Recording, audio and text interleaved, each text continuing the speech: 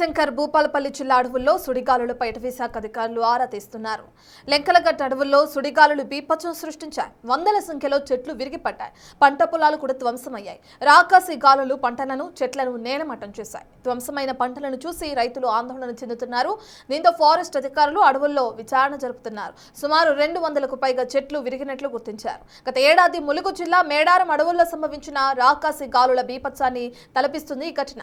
ప్రకృతి వైపరీత్యాలకు కేంద్రంగా మారింది ములుగు భూపాలపల్లి సరిహద్దు అటవీ ప్రాంతం.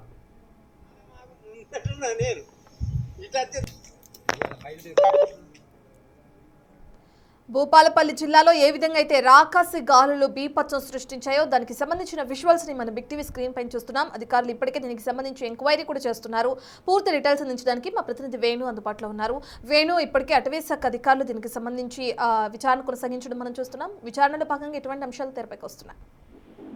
ప్రస్తుతానికి ప్రాథమిక సిద్ధం చేశారు. అందులో 218 భారీ వృక్షాలు నేలకూలాయని అధికారులు సిద్ధం చేశారు. ఇక ప్రస్తుతము జిల్లా కలెక్టర్తో పాటు వ్యవసాయ శాఖ, ఉద్యానవన శాఖ, ఫారెస్ట్ శాఖ 3 శాఖలకు సంబంధించిన అధికారులతో జిల్లా కలెక్టర్ రాహుల్ శర్మ ఏదైతే డ్యామేజ్ అయిన సైట్ ఉందో అక్కడ ఆయన కూడా పరిశీలించారు.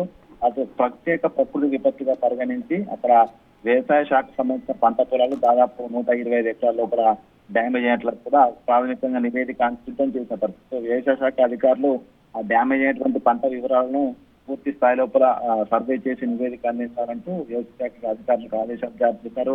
ఉద్యానవన శాఖ వెంటనే ఎక్కడైతే చెట్లు వృక్షాలు కంప్లీట్ గా వేళ్లతో పొగిలించబడ్డాయో ఆ స్థానం లోపల కొత్త మొక్కలను కూడా నాటాలంటూ ఆదేశాలు జారీ చేశారు. ఫారెస్ట్ అధికారులు కంప్లీట్ గా విడిపోయినటువంటి వృక్షాలకు సంబంధించి గర్తు వాటి యొక్క పొడవు వెడల్పులు కంప్లీట్ గా డ్యామేజ్ ను అంచనా వేసేందుకు పూర్తి స్థాయి సర్వే నిర్వహించి మరో 48 గంటల్లో సర్వే కంప్లీట్ చేసి కంప్లీట్ నివేదిక ఇవ్వాలంటూ కూడా అటు ఫారెస్ట్ శాఖ అధికారులకు ఆదేశాలు జారీ చేశారు. ఇప్పటి వరకు 30 ఎకరాల నుంచి 32 ఎకరాల లోపల వృక్ష సంపద కంప్లీట్ గా డ్యామేజ్ అయిందంటూ అధికారులు ప్రాథమిక నివేదిక సిద్ధం చేశారు. అయితే ఈ విపత్తు గత ఏడాది మేడారం అడవుల్లో ఆగస్టు 31 సాయంత్రం 6:30 ప్రాంతంలో వచ్చినటువంటి రాకాసి గాలులు వర్షంతో కూడిన బీభత్సమే.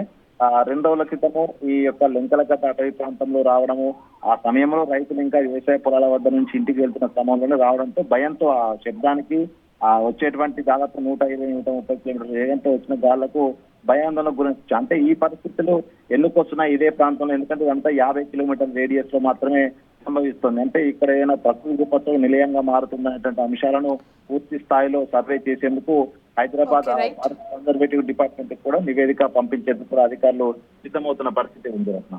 Right, thank you Venu. కొంచెం బోర్ ఉంటుంది.